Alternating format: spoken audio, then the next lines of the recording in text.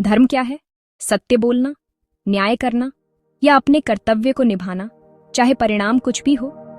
महाभारत में हर पात्र खुद को धर्म का रक्षक मानता है, परंतु अंत में लगभग हर कोई गिरता है, टूटता है और अपने ही कर्मों से हार जाता है।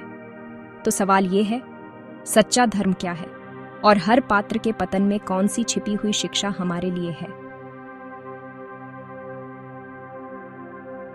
भीष्म, जिन्होंने आजीवन ब्रह्मचर्य का व्रत लिया, अपने पिता की इच्छा के लिए अपना जीवन समर्पित कर दिया, पर क्या वही व्रत बाद में उनके पतन का कारण नहीं बना?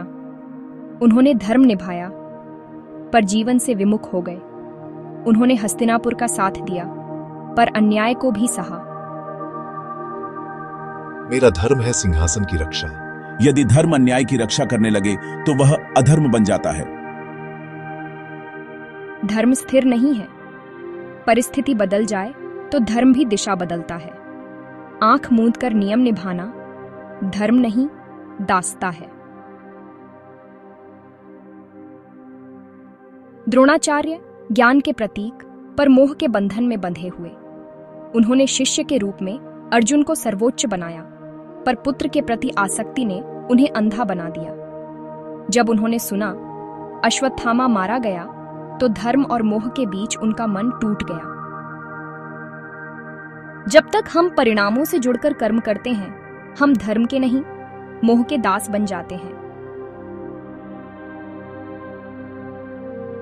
कर्ण, सबसे त्रासद पात्र, जिसे जीवन भर पहचान की तलाश रही, जिसने हर वचन निभाया, चाहे वह अन्याय के पक्ष में ही क्यों ना हो। उन्होंने कहा, मैं दुर्योधन का मित्र हूं और यह मेरा धर्म है। पर क्या सच्चा धर्म वह नहीं जो जन कल्याण के लिए हो, न कि केवल मित्र के लिए? यदि धर्म किसी अन्याय का समर्थन करे तो वह धर्म नहीं, वफादारी की गलती है। युधिष्ठिर धर्मराज कहे गए, पर क्या उन्होंने धर्म के नाम पर अन्याय को स्वीकार नहीं किया?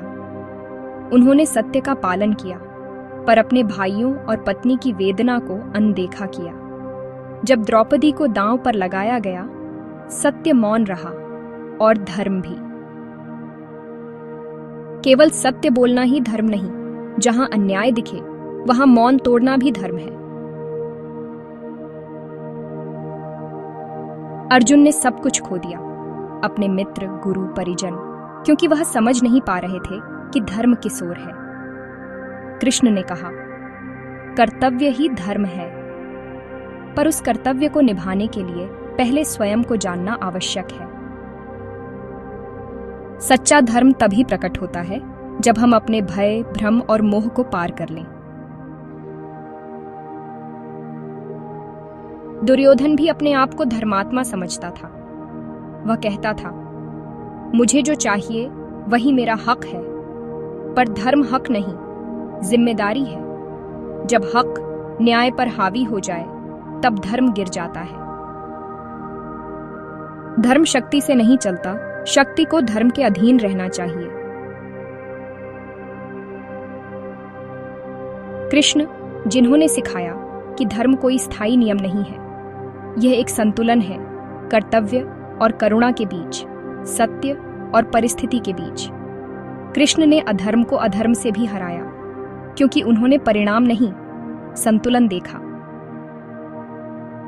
धर्म वही है जो अंततः संतुलन और कल्याण लाए, भले ही साधन असामान्य हो। महाभारत का हर पात्र गिरा, क्योंकि हर किसी ने धर्म को अपने दृष्टिकोण से देखा, ना कि समष्टि के हित से। सच्चा धर्म वह है जो किसी एक व्यक्ति का नहीं, बल्कि संपूर्ण जीवन का कल्याण करे। धर्म कोई नियम नहीं, यह एक जीवित चेतना है जो हर परिस्थिति में नया रूप लेती है।